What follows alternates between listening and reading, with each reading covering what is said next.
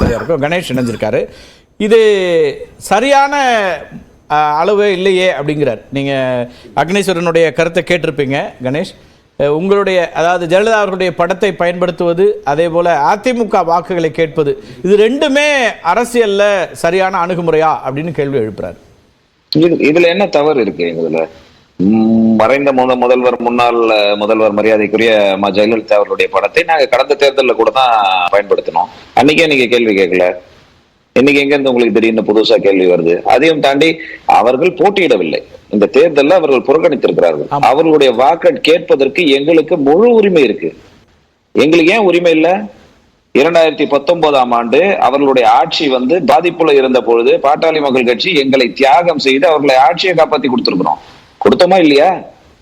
அன்னைக்கு ஒரு தொகுதியில கூட நாங்க போட்டியிட மாட்டோம்னு சொல்லி 13 எங்களால அன்னைக்கு கூட்டணியில எங்களால கேட்டு வாங்கியிருக்க முடியாதா? இடைத்தேர்தல்ல சொல்லுங்க. திருப்பூர் சட்டமன்ற தொகுதியில நாங்க அதிகப்படியான வாக்கு வாங்கிய தொகுதி வாங்கியிருக்க முடியாதா? எங்களால எத்தனை தொகுதியை நாங்க வாங்கியிருக்க முடியும்? ஏன் ஒரு தொகுதியில கூட நாங்க நிக்க மாட்டோம்னு இன்னைக்கு இல்ல சார், நான் முடிச்சிடறேன்.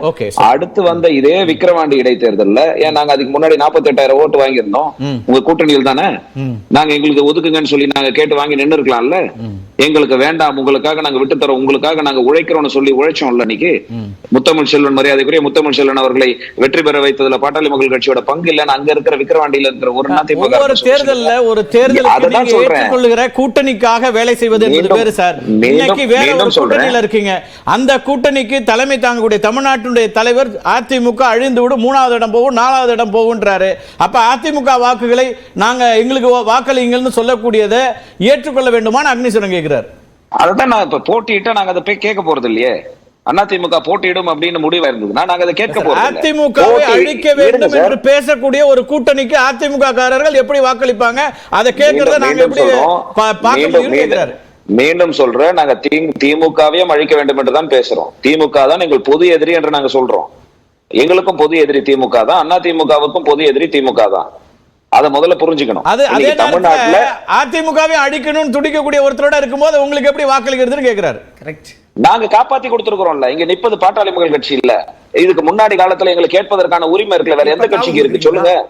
இப்ப எந்த கட்சிக்கு இருக்கு? நீங்க போட்டியிடல. நீங்க போட்டிட்டு இருந்தீங்கன்னா உங்களை நான் கேட்க போறது இல்ல. வெற்றி பெற வேண்டுங்கிற நெருக்கடியில் இருக்கான திரு எடப்பாடி பழனிசாமி கேட்கிறார். எதிரணியில இருக்கக்கூடிய வாக்குகளை பெற்றுதான் வாக்குகளை பெற வேணுங்கிற பலவீனமான இடத்துல நீங்க இருக்கீங்களான்னு கேட்கிறார். நீங்க அப்படியே கூட வைத்துக் கொள்ளுங்கள். நீங்க போட்டிட்டு இருக்கணும்ல. போட்டி இல்லைன்ற பட்சத்துல தானே உங்க வாக்குகளை நாங்க கேட்கிறோம். நாங்க மட்டுமா கேட்கிறோம்? இருக்கிற எல்லா கட்சிக்காரங்களும் தான் அங்க கேட்கறாங்க. நாங்க கேட்பது என்ன என்று சொன்னால் எல்லாரும் கேட்கறதோட எங்களுக்கு உரிமை ஜாஸ்தி. திமுக கேட்குது. இன்னைக்கு திமுகவுடைய அமைச்சர் ஏவாவேலு அண்ணா திமுக காரங்க எங்களுக்கு தான் ஓட்டு போடுவாங்க. நாங்க இதை என்ன சொல்லுவீங்க? அது என்ன கேள்வி கேட்பீங்க? அப்புறம் ஒரு அரசியல் நிலைப்பாடு ஒண்ணு இருக்கு. அவங்க யாரும் அதிமுக அழியணும்னு சொல்லல. தமிழ்நாட்டுல திராவிட கட்சிகளுக்கு இடையில தான் போட்டின்னு சொல்றாங்க. வேறுபாடா பார்க்க வேண்டியிருக்கின்றாங்க. மனசாட்சியோட பேசணும் சார். அதிமுக என்ற ஒரு கட்சி துவங்கியதே திமுகவை எதிர்த்து தான். அதிமுகவை ஒழித்து கட்ட வேண்டும் என்பதுதான் திமுகவுடைய முழு வேலையை. அவங்க சொல்லலன்னு சொல்றது எந்த விதத்துல நியாயம்? அவங்களோட கொள்கையே அதுதான். இதுக்கு மேல நான் என்ன சொல்ல முடியும்? நான் கேட்பது என்னவென்று சொன்னால் எல்லாரும் கேட்கிற இடத்துல எங்களுக்கு முழு உரிமை இருக்கு. நாங்க பல தடவை உங்க கூட நாங்க இருந்திருக்கிறோம், உங்களை காப்பாத்தி கொடுத்திருக்கிறோம். இதே விக்கிரவாண்டி இடைத்தேர்தல்ல உங்க கூட இரவு பகலாக எங்க தொண்டர்கள் உழைத்திருக்கிறாங்க. அதுல ஒருத்தர் தான் அங்க நிக்கக்கூடிய சி அன்புமணி அவர்கள். அவர் கடந்த ஆட்சி காலத்துல தண்ணி குடிக்காம வேலை செஞ்சாருன்னு அவங்க ஒரு வேட்பாளர் இப்போது ஒன்றிய செயலாளர் இருக்கக்கூடிய முத்தமிழ் அவர் வெளிப்படையாகவே சொல்றாரு. அப்ப அவங்க நன்றி கடன், நாங்க நன்றி கடனா நாங்க செய்யறோம் அப்படின்னு முன் செய்வதற்கான முழு உரிமை இருக்கு. அதை தான் நாங்க கேட்கணும். ஓகே, முதல் கட்ட கருத்தா எடுத்துக்கிறேன் திரு மனுஷபுத்திரன். திமுகவும் அதிமுக வாக்குகளை தான் கேட்குது. இப்ப திமுகவுக்கு ஆட்சி பொறுப்புல இருக்கீங்க, பெரிய கூட்டணி வச்சிருக்கீங்க. இந்த வெற்றியை நாம பெற்ற முடியாதுங்கிற இடத்துல தான் திமுகவும் இருக்கா? அதிமுக வாக்குகளையும் பெற வேண்டிய ஒரு தேவை ஏற்படுதாங்க? இல்லை, அவங்க கூட்டணி வச்சவங்களே பார்த்தீங்கன்னா அவங்கள்ட்ட எங்களுக்கு உரிமை இருக்குது அப்படின்னா திமுகவிலேருந்து பிரிஞ்சு போன கட்சி தானே அதிமுக. ஆக்சுவலாக நியாயமாக பார்த்தீங்கன்னா அதிமுக கிடச்சிட்டு திமுகவோட அவங்க இணைச்சிடணும். இப்போ இருக்க நிலைமையில் பாஜகட்டிருந்து கட்சியை காப்பாற்றணும்னா அதுதான் உங்களுக்கு இருக்க ஒரே வழி. சரிங்களா? பிஜேபியும் அதிமுக இல்லாம பண்ணணும்னு நினைக்குது. திமுக வேறு விதமா அரவணைச்சு நீங்க ஒன்னா வந்திருக்கீங்களா? புரியல. என்னட்டிருந்து வந்த கட்சிங்க அதிமுகங்கிறது. உங்களை எதிர்த்துங்கிறாரு கணேஷ். அதானே அவர் கூட்டணி வச்சதுக்கே இவ்வளவு உரிமை பாராட்டுறாரு. ஜஸ்ட் கூட்டணி. அப்ப எங்கள்கிட்ட இருந்து பிறந்து வந்த கட்சி. எம்ஜிஆர் யாருங்க? திமுக காரர் தானே அடிப்படையில். திமுக உருவாக்கின ஒரு தலைவர் தானே எம்ஜிஆர். சொல்லுங்க. அவங்க யாராவது வந்து பார்த்தீங்கன்னா தலைவர் ஒரு நடிகராக மட்டும் வந்து பார்த்தீங்கன்னா அவர் வந்து அரசியலுக்கு வந்துட்டார். அவர் இல்லையே. தலைவர் அப்படி பார்த்தா ஒரு நிமிஷம்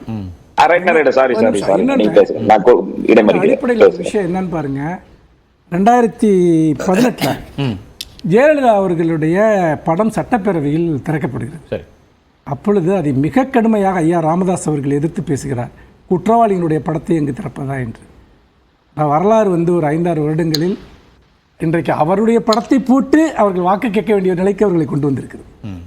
அதே மாதிரியே வந்து இந்த 2021 தேர்தலில் நீங்கள் பார்த்தீங்கன்னா நாங்கள் வந்து 21 இடத்துல போட்டிட்டோம், 5 இடத்துல தான் ஜெயித்தோம். காரணம் அதிமுக எங்களுக்காக வேலை செய்யலை, துரோகம் பண்ணிட்டாங்க.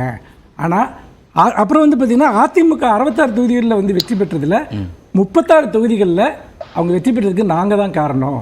இப்படி தான் அவங்க கூட்டணி சார்ந்த விஷயங்களை ஹேண்டில் பண்ணியிருக்காங்க. அதாவது ஒரு கூட்டணியில் சேர்ந்து இப்போ என்ன சொல்கிறாங்க, அவங்கள தான் நாங்களே காப்பாற்றணும் அப்படிங்கிறாங்க. அதுக்கு வந்து அவர் அக்னீஸ்வரன் பதில் சொல்லிட்டு யாரை இப்போ டாக்டர் ராமதாஸ் என்ன சொல்றாருன்னா திமுகங்கிற பொது எதிரியை வீழ்த்த வேண்டும் அப்படிங்கிறார். அப்போ அவர் ஏற்கனவே பிஜேபி கூட்டணியில் இருக்காங்க, தேசிய ஜனநாயக கூட்டணி இருக்கு, அதிமுக எல்லாரையும் இணைத்து கொண்டு திமுகங்கிற பொது எதிரியை வீழ்த்த வேண்டும். நாங்கள் வந்து பிஜேபியை வந்து ஒரு பொது எதிரியாக நினைக்கிறோம். அப்போ நாங்கள் என்ன பண்ணுறோம், இந்தியா கூட்டணின்னு ஒரு பெரிய கூட்டணியை வந்து உருவாக்கி நாங்கள் எழுத்து நிற்கிறோம்.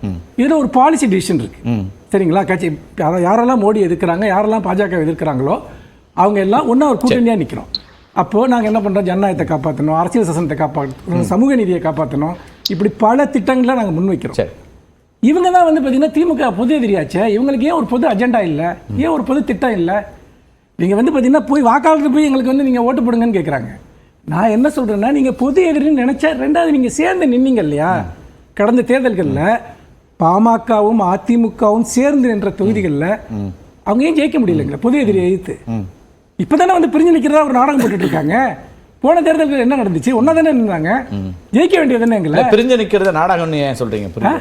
யார் பிரிஞ்சு நிற்கிறது? இல்லை இப்போ திரும்பவும் சொல்கிறேன், இவர்கள் வந்து இன்னைக்கு இந்த நரேஷன் இவங்க ஏன் கட்டமைக்கிறாங்கன்னா, எடப்பாடி பழனிசாமி நேரடியாக சொல்ல மாட்டேங்கிறாரு. இவங்க பேசுறது அதிமுக தரப்பில் பேசுறது எல்லாமே தாங்கள் இன்னும் கௌரவமாக தான் இருக்குங்கிற ஒரு தோற்றத்தை உண்டு பண்ணுறாங்க.